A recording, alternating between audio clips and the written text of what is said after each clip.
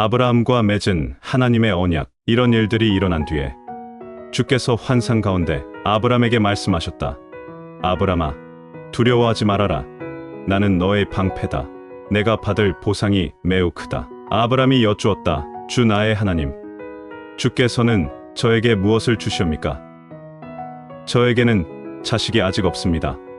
저희 재산을 상속받을 자식이라고는 다마스쿠스 녀석 엘리에셀 뿐입니다. 주께서 저에게 자식을 주지 않으셨으니 이제 저희 집에 있는 이 종이 저희 상속자가 될 것입니다. 아브라함이 이렇게 말씀드리니 주께서 그에게 말씀하셨다. 그 아이는 너의 상속자가 아니다.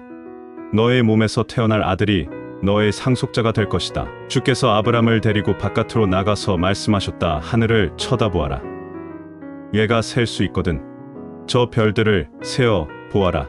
그리고는 주께서 아브라함에게 말씀하셨다. 너의 자손이 저 별처럼 많아질 것이다. 아브라함이 주를 믿으니 주께서는 아브라함의 그런 믿음을 의로 여기셨다.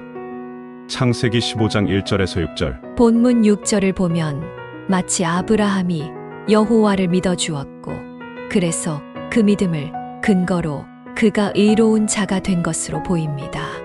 그러나 그 믿음은 하나님으로부터 주어진 것입니다. 하나님께서 두려워하고 있는 아브라함에게 나타나셔서 두려워 말라고 말씀하시고 당신이 아브라함의 방패요 상급이라 말씀하십니다. 지금 아브라함은 무엇을 두려워하고 있는 것일까요? 아브라함은 어마어마한 동방의 연합군들을 318명의 가신들을 이끌고 쫓아가 습격하여 그들의 전리품들과 포로들을 빼앗아 왔습니다. 아브라함이 얼떨결에 출격하여 일단 조카 롯과 원정대의 탈취물들을 빼앗아 오긴 했는데 돌아오고 나니까 동방 연합군의 재침공이 걱정되었던 것입니다.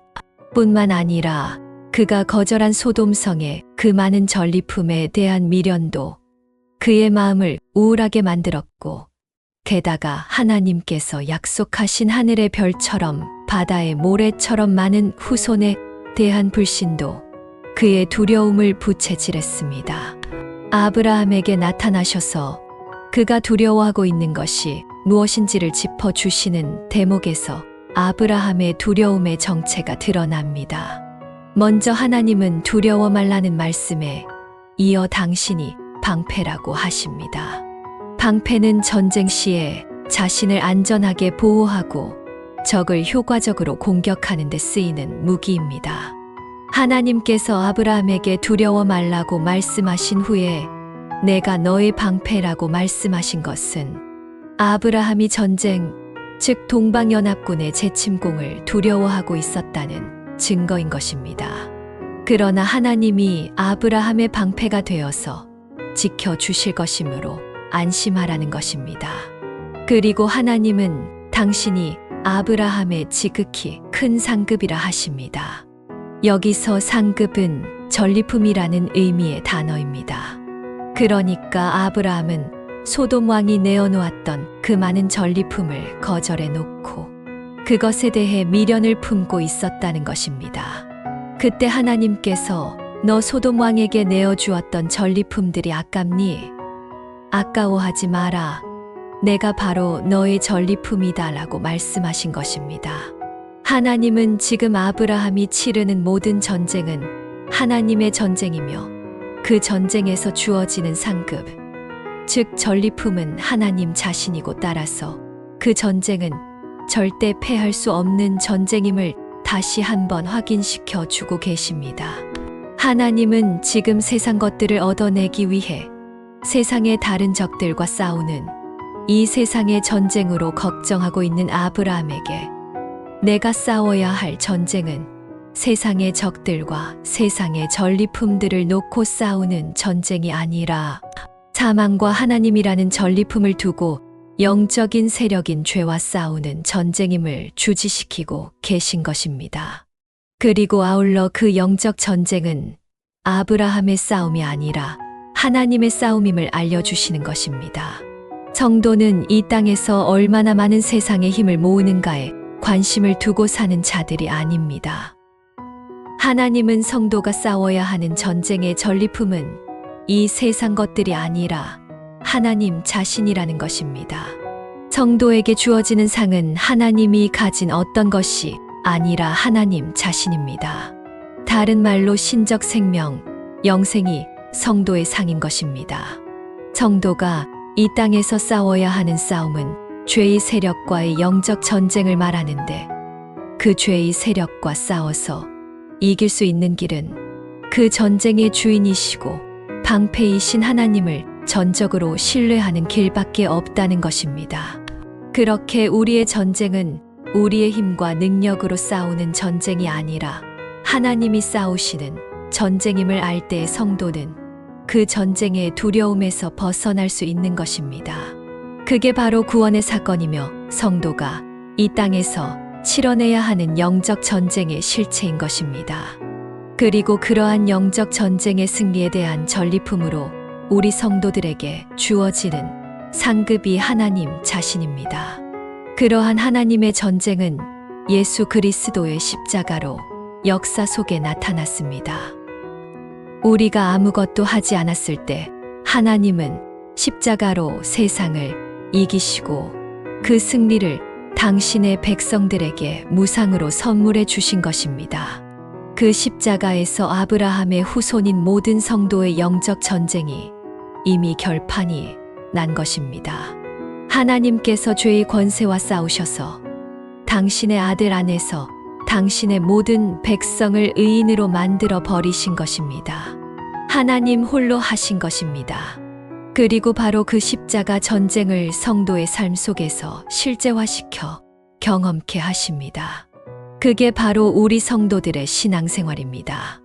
그러니까 우리 성도들이 이 땅에서 해야 하는 유일한 싸움은 예수 그리스도께서 십자가에서 목숨을 걸고 하나님께 순종하심으로 죄를 이겨버리신 것처럼 우리도 하나님의 말씀에 순종하여 우리 속에 여전히 붙어있는 옛사람의 흔적들을 벗겨내는 싸움이어야 하는 것입니다. 그런데 문제는 구원받은 사람들 속에서도 그 옛사람의 흔적들이 여전히 위세를 떨칩니다. 그래서 때로 우리는 낙심하기도 합니다. 바로 그러한 자들에게 하나님께서 말씀하시는 것입니다. 내가 방패요, 내가 상급이다. 그러므로 너는 반드시 이길 수밖에 없다. 그러니 두려워 말고 열심히 싸워보거라. 그렇게 나의 불가능함과 무력함, 그리고 하나님의 크심과 그분의 주권을 인정하는 것이 의인의 표지이며 믿음의 시작인 것입니다. 그런데 하나님께서 두려워 말라. 나는 너의 방패이고 전리품이라고 말씀하시는데 아브라함은 나에게 무엇을 주시겠습니까? 나에게는 자식도 하나 없지 않습니까? 라고 항변하고 있는 것입니다.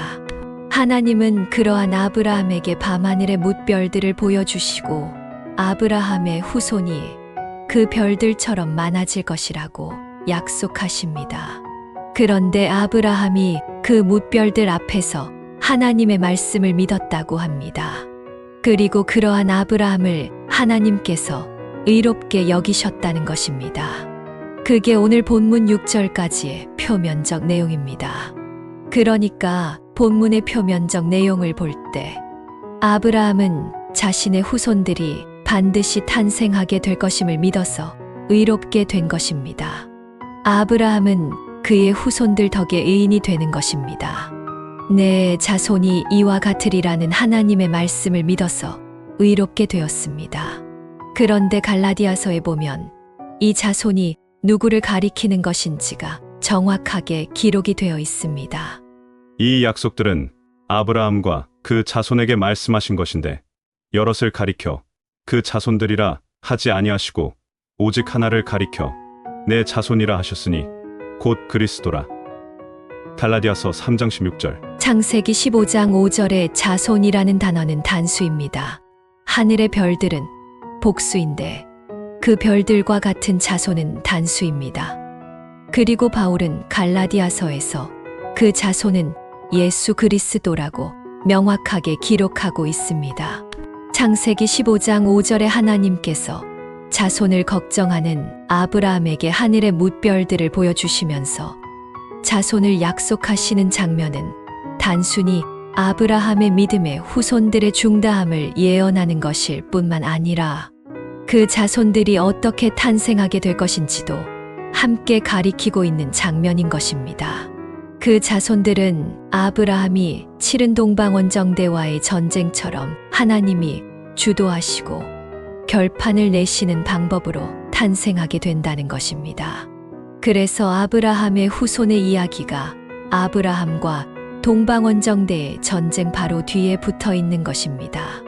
그리고 그와 마찬가지로 아브라함이 나지도 않았을 때에 하늘의 별들이 무에서 창조된 것처럼 아브라함의 후손들도 그렇게 하나님의 의에 혼돈과 공허와 흑암 속에서 창조가 될 것인데 그들이 그들의 힘과 노력이 아닌 하나님의 전적인 주권, 즉 하나님의 친자손 예수 그리스도 안에서 창조가 될 것임을 이미 창세기 15장 5절에서 예시하고 계신 것입니다. 아브라함이 바로 그 현실, 인간 쪽에서는 아무것도 내어놓을 수 없는 상태에서 하나님이 하나님의 자손 예수 그리스도를 통하여 계획하시는 영적 전쟁의 현실을 이해한 것입니다. 하나님은 바로 그러한 아브라함의 이해를 위해 동방원정대와의 전쟁을 허락하신 것이고 그 전쟁 후에 두려워하고 있는 아브라함에게 나타나셔서 그 전쟁의 본질이 무엇인지를 설명하신 것입니다. 그러한 하나님의 열심에 의해 아브라함은 하나님을 믿게 된 것입니다. 그게 6절에 아브라함이 여호와를 믿으니인 것입니다. 그러니까 아브라함과 롯의 결별이나 롯의 사로잡힘이나 아브라함과 동방원정대의 전쟁 등은 모두 하나님의 은혜로 말미암게 되는 하늘의 별처럼 바다의 모래처럼 많은 하나님 백성들의 탄생에 관한 내용이었던 것입니다.